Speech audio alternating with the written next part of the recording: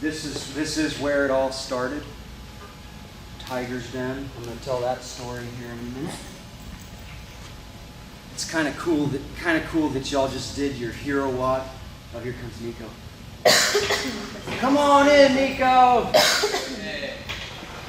Welcome, buddy. Great to see you, man. A radiant being yourself, actually. Somebody else? Oh. Yeah. Cool. So yeah, it is kind of cool that some of y'all just did a hero walk. I definitely believe that what I've written in this book is like a hero WOD's book, or it's a book for heroes, for those that want to bring something really significant to your workouts, right? Something more than going through the motions. A couple questions that kind of illustrate it are, have you ever found more within yourself in a workout or in a physical experience like that? Have you ever felt really good after a workout? Have you ever felt like you tested your will? Like you stepped out of your comfort zone? Like you confronted or faced some aspect of yourself? Let's just use the idea of creating positive change in your life. If you, even just making that decision to make positive change, it's almost like the self-sabotage stuff starts to come up, or the things that try to hold you back. So it's like you're facing parts of yourself whenever you decide to make a change. What makes us want to even go to the gym, even work out in the first place? One of the big reasons that if you ask people why they work out, like one of the canned responses is like to look better or to look good naked or something like that. If you peel that back, what is that really about? Why we want to look good naked? Maybe to feel beautiful, to feel better about ourselves, maybe self-esteem, for more confidence. So the idea is that we've got all this surface level stuff going on in our lives, but when you just do a little bit of peeling back on that, there's always heart connected to it. There's always something more, something deeper going on within you that's driving you to do those things. So that's part of what this practice of, call it a life practice, call it a spiritual practice, call it whatever you want, but the practice brings that stuff out, or is part of what it's all about. I freaking love that dog. No, seriously, that's awesome. Could I hold her while I talk? And get her in the shot? I think that would actually be kind of cool. So yeah, what we're talking about is what I call the spiritual practice of fitness. It's already happening. It's already going on. So it's just kind of like making it more conscious, tapping into it, and then seeing what we can do from it and how that changes things. It changes the way you start to see your fitness. Why are we doing it? Why, doing it, it's about using it for personal growth, for greater happiness and fulfillment in your life. I think when you peel back a lot of the layers of it, that's... and we're talking about the spiritual practice of fitness. Jer's a runner. I know I've been seeing his running posts. So this stuff definitely applies to running. It applies to any... I find that it just applies in different ways in different areas.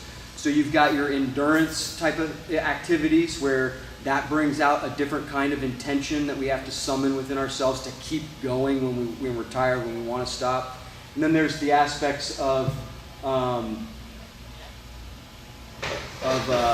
you're going through a workout and you have little breaks in between, so it's not like an extended exertion, but in between those breaks are opportunities to tune into yourself. That's another thing that I think that our workouts do for us is they give us... Ryan? Hey, what's up, buddy? Great to see you, man. You too, dude. Love you guys. So it gives us these opportunities for meditative moments or time to reflect. So our workouts or whatever our physical practice is usually it's time for ourselves, right? Anytime you're dedicating time for yourself, that's what I call a spiritual practice.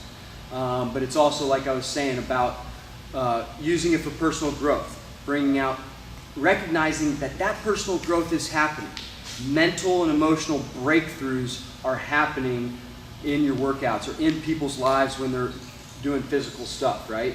I'm sure you guys can relate to that. They're what I call emotional or mental PRs is the term that we're coining for those. And those are also what I would call defining moments or quantum moments. They're these moments that you never forget. They're moments where something changes in you, where you see yourself in a different light. When you, like, let's say you go run a half marathon or something like that, and you're like, holy shit, I just did that. You know, I am stronger than I have ever been or than I ever saw myself. I didn't know I could do that, or some, you know, whatever it is that you're doing. So it's bringing out these things in us. So where this all started for me too is struggling like a motherfucker in my life, and struggling, battling depression. Started when I was 12. Remember that was when what I call my death wish started, when I was a youngster there, and from then on, like every day of my life, for like 17 years, I lived with that death wish, like not wanting to be alive. I say it's worse than actually being actively suicidal, which I was as a teen for a number of years. But the death wish is worse because you're like, fuck, I want to fucking die, but I can't do it, right? So it's like, it's very miserable. So living with that and battling that and having to overcome that, realizing that, fuck, I'm going to live, I'm not going to take my life, you know, and so I better find a different way or a better way. So I started looking into things, found spirituality, found meditation. That lit me up, lit up my world. I realized that was all part of what was happening, the calling of that, of believing that there's got to be something more here, there's got to be something more going on. So after reading about that stuff and learning about it for like 7 years or so, and while physically working out most of my life, training as an athlete, and at some point, somewhere the connection was made where my fitness was my spiritual practice. That's what I did. And so, here's my heart. Welcome to that. That's powerful. Because that is like, you know, it's different for all of us. You know, all of us have to find our own journeys and like find our way, and it can be different for everybody. So I started treating it that way. That's like the first step of creating like a spiritual fitness practice, is like making that declaration and saying, this is part of my spiritual practice.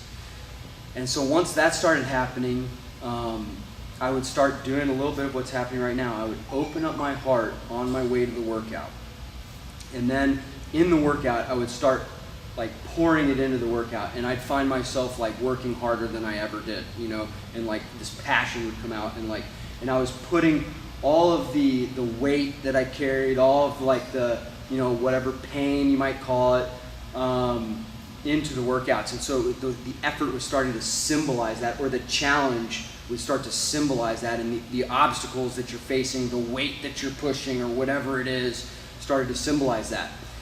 And then I started meditating at the gym and like practicing little meditative techniques. So I'd be doing some bench press or something, and then in between sets I'd be doing a little meditative process.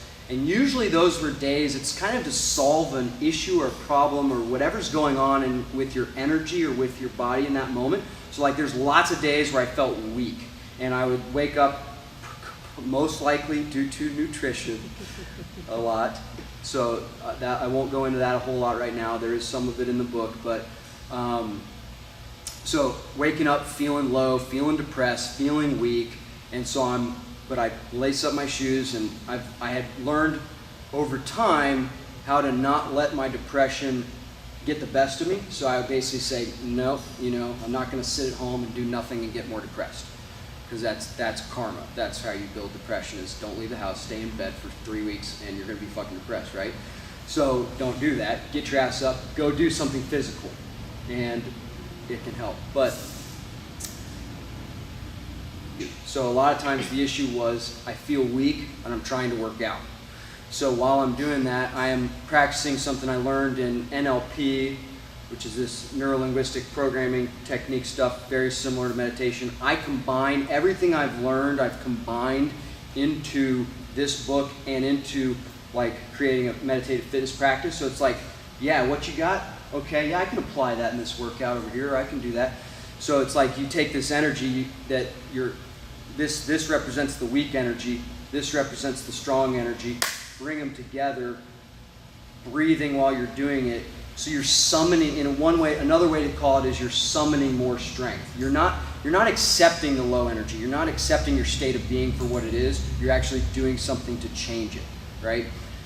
And so it worked. I started having these really awesome experiences. And then I would start meditating after the gym. And I found those to be kind of like they do in yoga, how they lay down in savasana. After doing all this stretching or physical activity, you've gotten all your cells are kind of vibrating and you've got the endorphins running through you. So I started to realize that meditating after a workout was freaking awesome. And like I experienced like levels of happiness that I probably never had at times, or like I would wake up depressed, go to the gym, and I'd leave like on cloud 9. I'd be like, fuck yeah, life is fucking good, or something, which was a fucking miracle, for me. Because even though, even my friends growing up never knew kind of what I was living with. And because it's hard to talk about. It's hard to like share that stuff. And it's just not something, you don't want to bring people down, because I still battle that shit. Like, it's just part of me. And it's part of what led me down this path and doing this work, which lights me up. And there's nothing I'd rather be doing. And I embrace all of who I am and how it makes me who I am. So it's all just part of my journey. So that's kind of how it all started. And then fast forward a little bit. I was working for a personal development training, further like traveling down this road, down this path of doing this work. And I had made the decision that I was ready to take the next leap of faith towards a new career. And so I, come on in, make yourselves at home. How's it? Nick Cowan. How are you? I was wondering if you would recognize me. Dude, yes. Freaking look amazing, man. Have a seat. Welcome. I was just getting into the story of how this book came to be. So I had made that decision that I was going to make another leap of faith. I had wanted to start doing more of this work on my own, and that decision was made. I was on my way up here to visit with my good friend JD, who had just opened this place, and I told him about my intentions of, I'm like thinking about this new career path, and I think that it's going to involve teaching meditation in some way, teaching it in a different way. And he was like, dude, you got to come teach this for the athletes, and it's something I had never thought of. I had never done CrossFit. Yeah, and so 2 days later, I come back for my first CrossFit workout, which was Fight Gone Bad, and I had been working out for, like I said, most of my life, but I hadn't done a whole lot of high-intensity training at that point in time. So 3 minutes into the workout, and like a rookie CrossFitter too, I did not pace myself, so I sprinted for 3 minutes straight, and you can only keep that up for so long. So literally, I'm like dying after 3-4 minutes in this workout, heaving, coughing with each breath, like, like just this grunting. And immediately I went to my breathing technique. I started calming myself down with my breathing, tapping into like my meditation practice, because I had been been meditating, and I had meditation on the brain after JD and I's conversation a couple days prior. And so in those moments, like this flash happened of a vision that was the book, and it was like the entire book, only I couldn't quite like grasp all of it, but I just knew it was all there, and I saw all the chapters. So I went home and immediately outlined the chapters. One way I describe it is described in spiritual texts as like these like thought bubbles or these like consciousness bubbles or something, and Jeff called it a seed earlier, which I thought was perfect. So it's like this seed that has the whole book inside of it, right, or something. So I got that, like it was like delivered. And so I went home immediately, outlined it, started writing the book the same day that I started CrossFit. And then I started doing more CrossFit. And a lot of the stories of the workouts started happening, and I was applying these meditative elements, which were the chapters. I'm going to go over those briefly here in a moment. And then once again, just powerful things started happening, and the emotional or mental emotional PRs started happening as a result of applying this stuff. So the chapters that the elements, the meditative elements that also apply to fitness: intention, presence, awareness, thoughts, heart, energy, the breath, which connects a lot of those other ones, the body, our physical body, vision, and then the kind of outlier is food, because food does affect our meditation and our workouts very similarly, the energy and what it does to our energy and everything. And so it all started to kind of blossom from there. Then the other big aspect of it that part of what it's all about is, for me too, was, working out and keeping up a consistent workout practice, we all know can be challenging.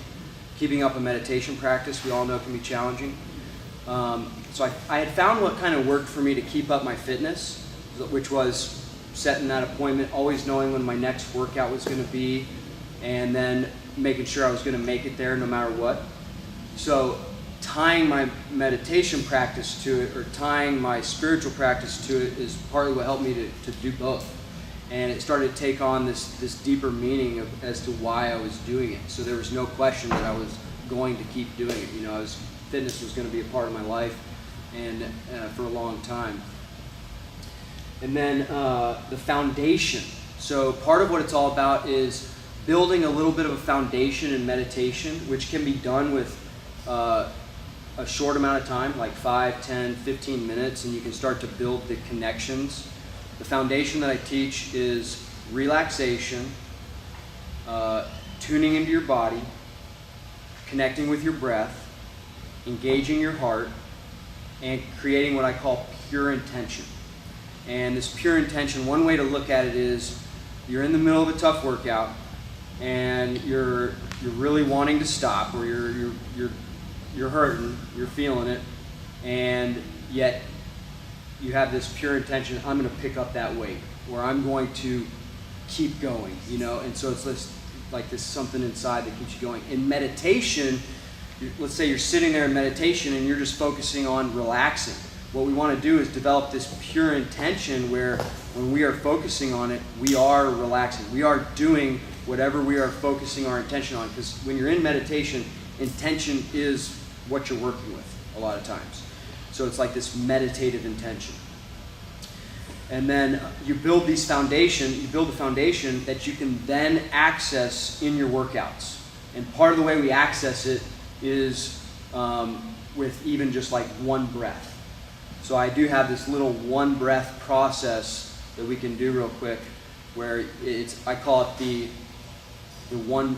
There's a couple different things I call it: the one breath practice, or this one I just thought of this morning is the foundation in 5 breaths. So it's practicing each aspect of the foundation with one breath each. So If you guys want to give it a try, first sit up a little bit straighter. That's partly to make room for your breath, and that's also partly to keep your spine aligned. As we know in fitness endeavors, we are stronger with a straight spine, and our energy is flowing better. We are also better able to tap into our parasympathetic states, which is partly having to do with our breath, our central nervous system, our heartbeat. So just think for a moment how valuable that is in a workout, being able to tap into your parasympathetic states, because we get in our workouts, we can go highly sympathetic. So learning how to tap into that. So we also want to kind of activate our diaphragm a little bit to do this exercise. So one way you can activate that is kind of put your hand on your belly and practice pushing out against your hand with your breath. So take a breath and just feel that pushing your hand out. And that's just, we want to start the breath there, and we're going to let the breath rise up as we do that. So part of what we're going to be trying to do, take a big breath in. I don't mind as much how fast you breathe in, but I just want it to be deep and take in like a lot of air, as much air as you can. And then we're going to slowly let it out. And I want you to you're kind of holding it and slowly letting it out.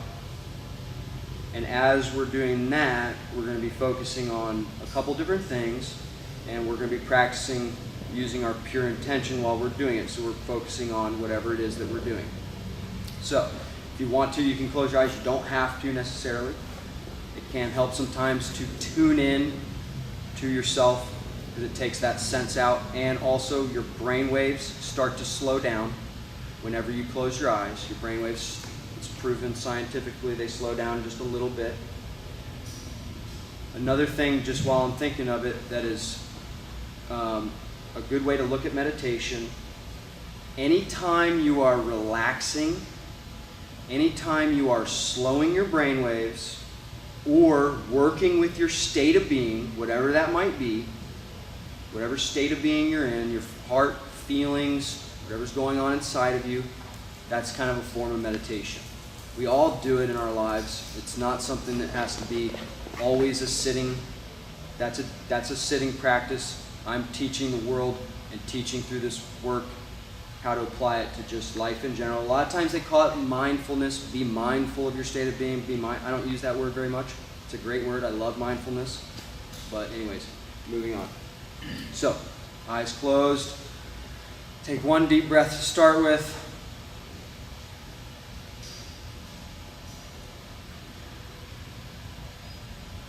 And on your next breath, big breath in. Slowly let it out, and just focus on relaxing. Find a sense of relaxation within yourself. As you're releasing that pressure of your breath,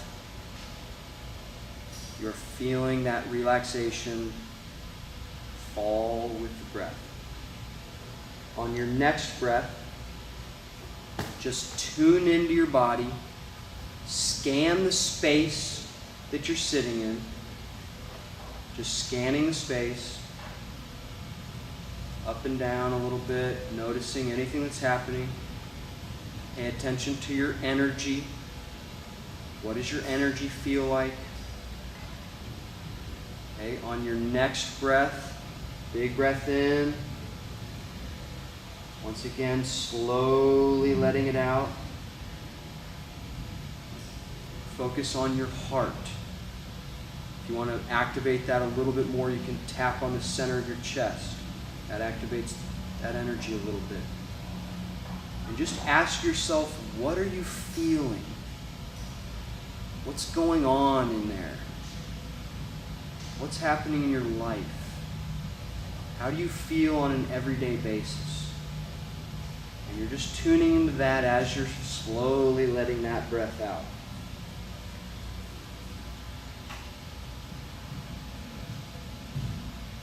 Okay, one more deep breath. Slowly let that one out. And on this one, all I want you to do is actually focus on your breath itself and all the different sensations with it. How does the air feel when it leaves? How does it feel inside your diaphragm, your lungs, as it passes your throat? Just notice all of those things about your breathing. You're connecting with your breathing, what I call you're becoming your breath. And when you do that, you can also do a lot of other things with it. Whenever you're done with that last breath, that's just like a really short 5 breath, or maybe it was only 4 breaths, I don't know. I think it was 5. Who's counting?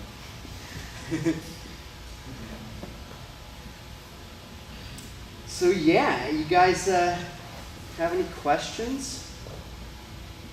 Anything coming up?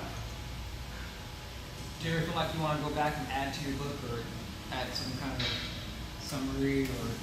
That is one of the things I think you face right now more than anything. Since I just finished recording the audiobook, I'm like, man, I kind of want to go back and re-record some of the meditations that I recorded, because I mean, it's my first time recording like a lot of meditations or any of them.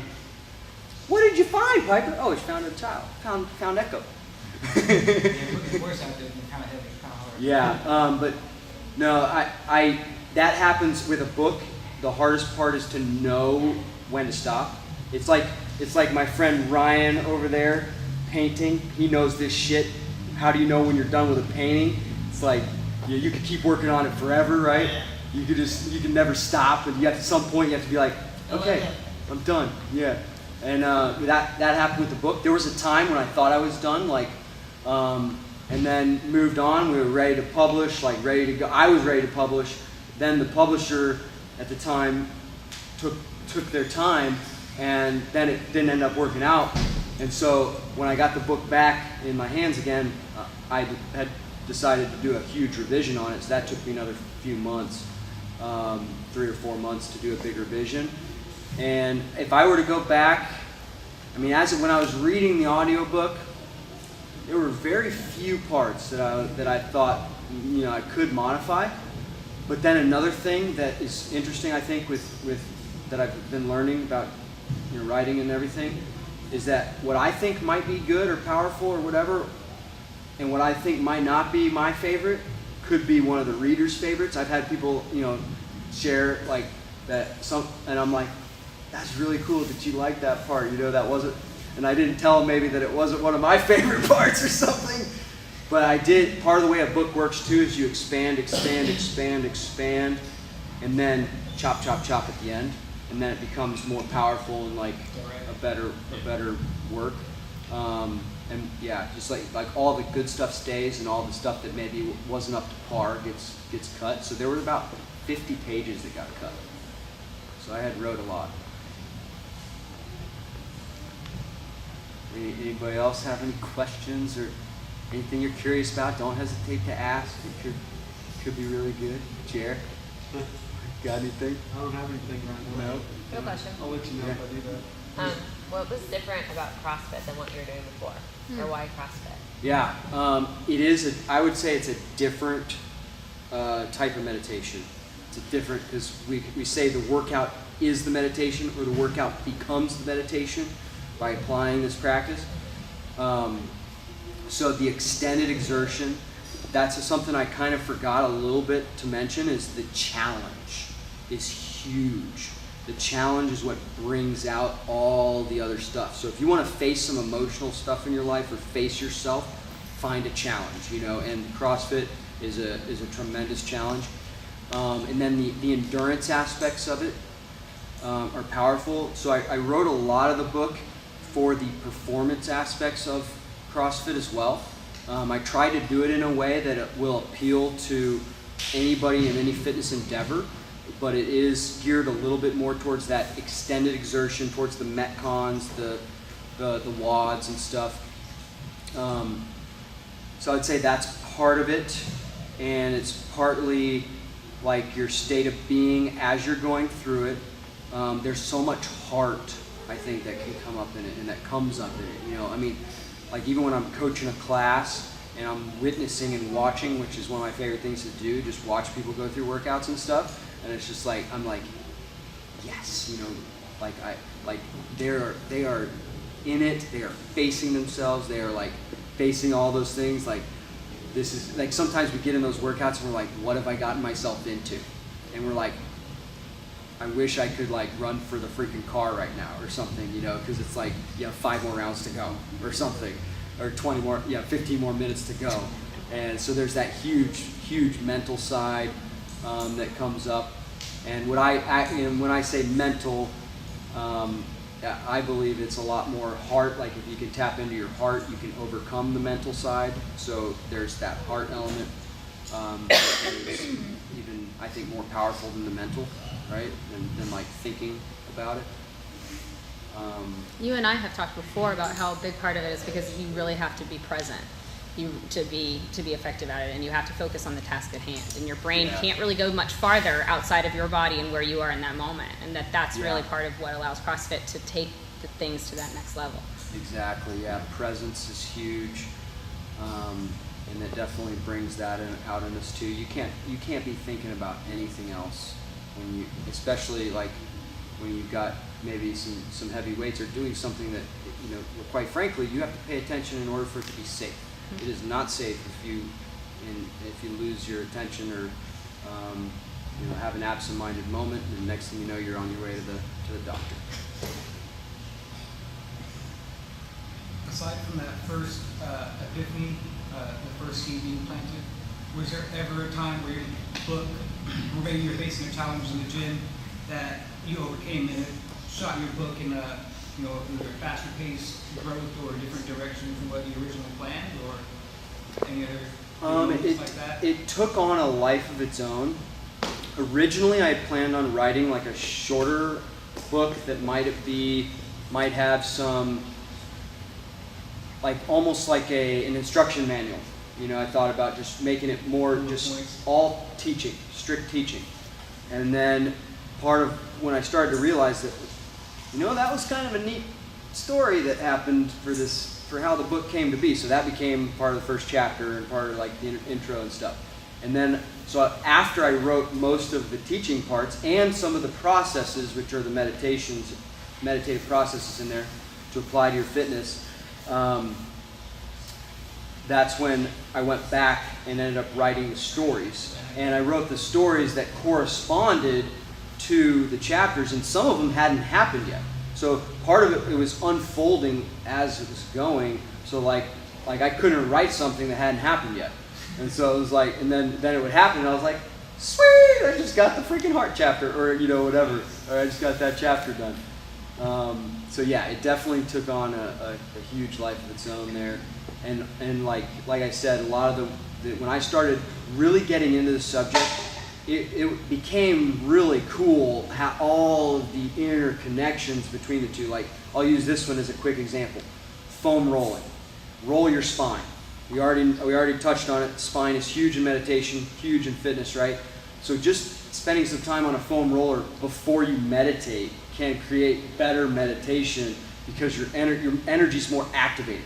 So that's also, like I said before, meditating after a workout is, you can feel the flow of energy better. You want to have this flow of energy going, so moving around gets it going, or rolling on a foam roller and stuff. So just little stuff like that. And then also, I mean, like when I started to dissect it and saying, it was from the beginning, the fact that all the same elements you find in meditation are found in fitness, and maybe in there's a lot of other things too that we do that are kind of like what we call a spiritual practice. I mean, anything technically can be a spiritual practice. You can incorporate anything as part of that. So, I don't know. I can keep rambling. I keep listening. Sweet, man. I'll keep sharing. For sure. That's part of the next phase. Is I'll be sharing this on YouTube, and then I'll probably dissect little clips out of it. And then next week I have this goal. I'm playing around with the idea. I may even look up the freaking record I don't know why I'm like, I got it in my head the other day, I want to try to like break a Guinness record or some kind, so I just don't know which one. But one of them might be, I don't know, I'm sure somebody's probably shot like freaking 1,000 freaking videos in one day, but I want to shoot like 100 videos in one day. They could be 1 minute, 2 minute, 3 minute videos about a lot of this stuff, and then just start circulating those. Or maybe it's posting. How many can you post in one day? I don't freaking know. And by the way, social media, not my bag, but this is me like saying F it and just doing it. So just like one thing I've learned for sure is, I enjoy it. I actually do. Like, I've been scared a lot in my life, but I like diving into that fear. You know what I mean? Like, I'm like, okay, I'm afraid of that. Well, bring it on, you know, and then you're no longer afraid of it really after that. So, but it could be something so simple sometimes. Do you have more books coming? I would like to. So that's part of the journey right now, is getting to the point where I can write another one. I mean, I have at least one significant idea of my next book, which would be kind of focusing on relationships and kind of the spiritual practice of relationships, or how they bring out that, a lot of that are, they bring out everything in us as well. But yeah, I'm definitely more focused on continuing to get this one out there in a bigger way, and then getting to a little bit more stable platform to then write another one, because it took a lot to write this one. It took everything I had. That's why my friend Jared hasn't seen me in a while and stuff, and you know, that's why I'm not here sometimes. Like, there were months when I was writing it where I just wasn't here. I was still keeping up my own physical practice as much as I could, because I felt like that was super important. And when I did, my writing was better. And I would get, every time I would get like something new, or if I would go to a yoga class, or if I would do a CrossFit workout, I'd like something where I spent a lot of time watching the CrossFit games while I was writing it, which was some of my favorite experiences too, watching these guys doing it, and then I'm sitting there writing the performance aspects, how to help them with meditation and stuff. So if any of y'all are listening, you need to read this. All right. It means a lot to me for you guys to be here and to listen to me ramble a little bit. I wrote it for anybody that wants something significant in their lives, a little more depth and meaning, bring some meaning, some more powerful meaning, deeper motivations. It will help keep your practice, your physical practice going, I believe. So I hope it lights up y'all's world. The audiobook will be coming soon for you audio listeners, I'm waiting on. which I am one too. So if you want an early copy, I might even be able to supply that. As long as you gotta buy the real thing when it comes out. All right.